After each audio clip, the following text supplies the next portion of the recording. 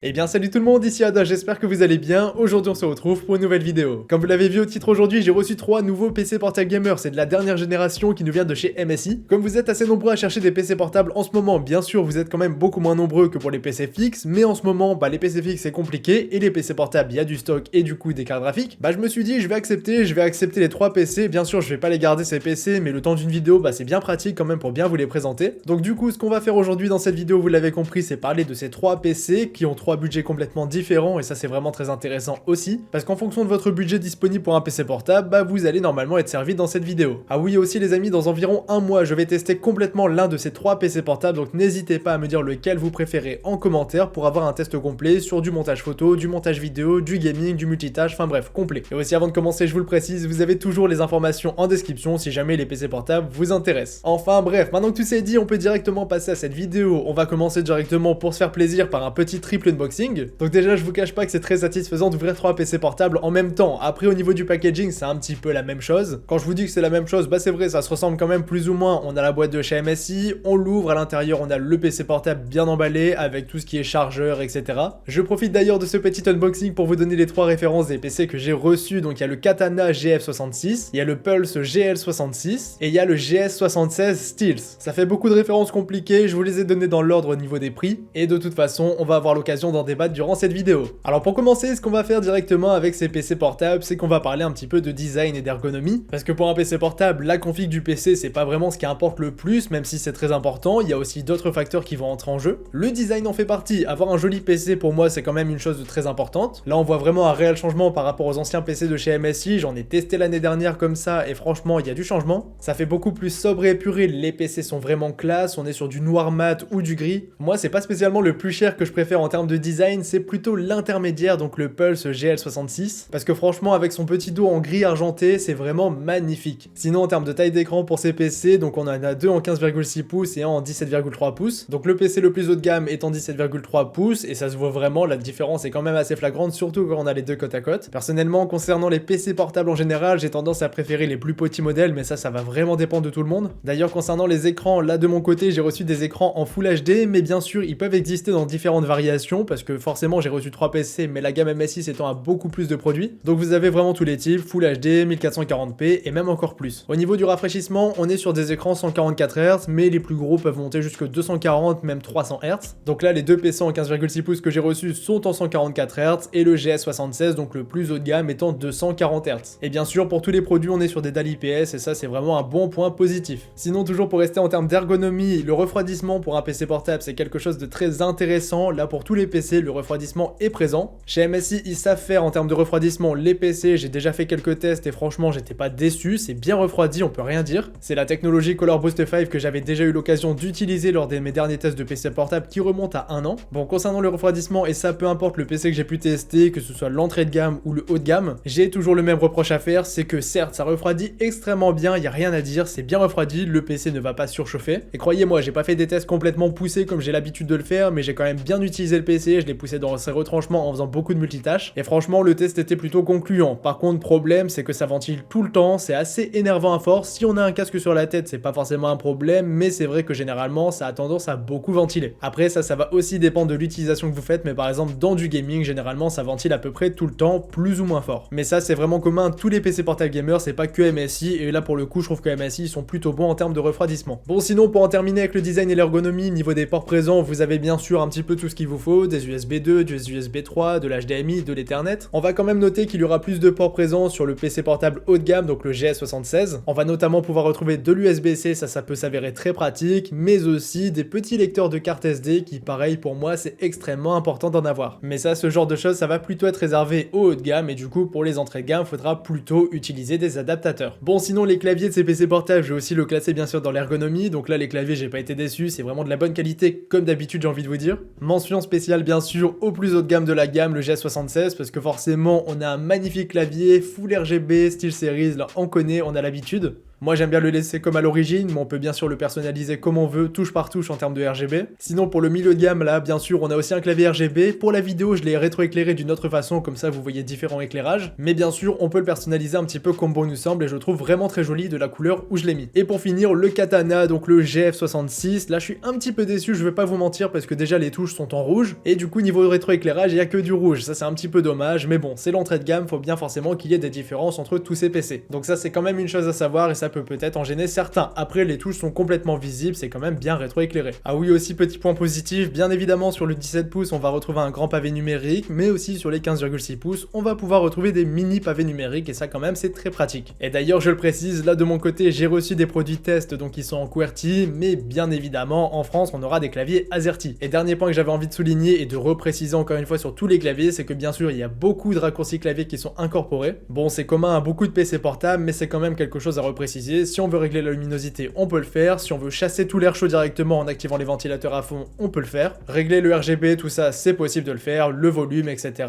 Vous avez compris, on peut faire beaucoup de choses avec des petits raccourcis clavier. Et aussi dernier point concernant l'ergonomie, le trackpad, c'est vrai que c'est assez imposant, là pour le coup je trouve ça vraiment cool, mais moi de mon côté j'ai quand même bien l'habitude quand j'utilise un PC portable de me servir de la souris sur le côté. Après quand vous êtes dans votre lit tranquille, c'est aussi pratique d'avoir un grand trackpad et là c'est le cas. Donc voilà les amis pour ce qui est de l'ergonomie de tous ces PC, je pense avoir un petit peu fait le tour. Maintenant ce que je vais faire c'est vous présenter les 3 configs. Donc comme je vous l'ai dit concernant les configs PC, là j'ai reçu 3 modèles de test et bien évidemment les configs peuvent varier du tout au tout par rapport au modèle qu'on peut recevoir. Ça va par exemple pouvoir se jouer au niveau de la carte graphique, au niveau de l'écran aussi, certains sont 144 Hz, d'autres le sont pas, certains sont 300 Hz, d'autres sont 144, vous avez compris, il y a vraiment beaucoup de variations. Mais bon, moi je vous présente les 3 PC que j'ai reçus, donc en termes de processeur, déjà Intel de 11e génération, ça c'est un point très important bien sûr, c'est la dernière, on est sur des PC portables de 2021, donc ça va de soi, on a la dernière gène. Donc là pour être plus précis, on est quand même sur du i7 et c'est le 11800H. Bien évidemment, là on est sur un excellent processeur, équipé de 8 cœurs 16 threads. Au niveau de la RAM, là c'est très bien, de la part de MSI, ils nous ont directement mis du 16 Go de RAM, donc 2 x 8 Go de RAM qui sont cadencés cette fois-ci à 3200 MHz. Et sur beaucoup de PC portables, notamment de l'ancienne génération, on était sur du 2666 MHz, là avoir du 3200 c'est vraiment très bien. Bon si on veut on peut augmenter jusqu'à 64 Go de RAM, mais bon il n'y a pas forcément beaucoup d'intérêt. Au niveau du stockage on est vraiment très large, on va retrouver 2 SSD M.2 pour avoir plus de 1 Tera de stockage, donc là on est vraiment très large, et c'est vraiment étonnant de retrouver autant de stockage sur ce genre de produit. Après je vous l'ai dit, en fonction de la variante du PC que vous allez prendre, vous allez avoir plus ou moins de stockage. Niveau du GPU, ça c'est aussi important, les 3 PC sont équipés d'une RTX 3060, et ça j'y reviendrai pour le PC un petit peu plus haut de gamme, parce que bien sûr il y a des variations, et c'est pareil pour par exemple le katana que j'ai reçu, là par exemple, là on a une 3060, mais on peut aussi avoir une 3050 Ti, et même une 3050. J'ai fait un petit test par rapport à la RTX 3060, comme ça vous allez un petit peu vous rendre compte de comment ça tourne les jeux, parce que bien évidemment, une 3060 de PC portable n'équivaut pas à une 3060 de PC fixe. Après bien évidemment les amis, comme d'habitude, dernière norme de Wi-Fi, pareil pour le Bluetooth, il n'y a aucun souci à ce niveau-là, et on a même bien sûr le câble Ethernet comme je vous l'ai montré tout à l'heure, ce qui fait quand même de ce premier PC portable un PC vraiment très complet. Au niveau des prix pour les katanas, ça va vraiment varier du tout au tout, on va commencer à 899 € et on va pouvoir monter jusqu'à 1799 €, et là comme je vous l'ai dit, ça va varier du tout au tout par rapport au PC que vous avez choisi au niveau de la référence. Et de mon côté, par rapport au modèle que j'ai reçu, j'ai pas le prix exact, on ne me l'a pas donné, donc je vous mettrai un lien en description quand il sera sorti, parce que cette vidéo est tournée avant la sortie. Ensuite les amis, concernant la config du Pulse GL66, on est sur quelque chose d'extrêmement similaire, le même processeur, la même carte graphique, le même stockage. Bah en fait la config est vraiment pareille, ça va vraiment encore une fois dépendre de ce que vous achetez au niveau de la référence, mais en soi niveau des cartes graphiques on a toujours le même choix, niveau du processeur c'est pareil. Après là on peut choisir de prendre un écran QHD, donc 1440p, c'est aussi ce qui va faire la différence de gamme. Et bien évidemment en termes de design aussi, les PC ne se ressemblent pas du tout. Enfin il y a quand même un air en termes de design et d'ergonomie, mais en termes de finition c'est vrai que là je vois quand même une belle différence. Mais en soi on est sur 2 PC qui se ressemblent quand même plus ou moins. Et pour finir les amis, là on va voir une grande différence avec le tout dernier PC que j'ai à vous présenter, donc là on est plutôt sur du haut de gamme de chez MSI. Donc là pour le GS76 style, la config est assez overkill, je vais pas vous mentir. Déjà au niveau du processeur, pour calmer tout le monde, on est sur un i9 de 11e génération. Plus précisément on est sur le 11980 HK, donc là bien sûr c'est un mastodonte en termes de processeur, on est sur un 8 coeurs 16 threads, donc là pour tout ce qui est pour bosser, là franchement il n'y a aucun souci. Et d'ailleurs là on est plutôt sur un PC qui est destiné à travailler plutôt qu'à jouer, même si c'est un PC portable gamer. En soi on peut faire les deux, mais c'est plus destiné à ça, je vous en parlerai un petit peu après. Au niveau du GPU, dans le modèle que j'ai reçu, on est sur une 3060, après bien sûr si vous voulez mieux, vous pouvez avoir mieux avec une 3070 ou même une 3080, mais après si vous voulez une 3080, va falloir mettre le budget, vous vous en doutez. Au niveau de la RAM, on a 32 Go de RAM en 3200 MHz, après bien évidemment on peut encore monter si on le souhaite, même si 32 c'est quand même très bien. Bon, au niveau du stockage SSD, pareil, là on a beaucoup de place, on aura de la 3e et de la 4e génération dans le PC, donc 2 SSD M.2,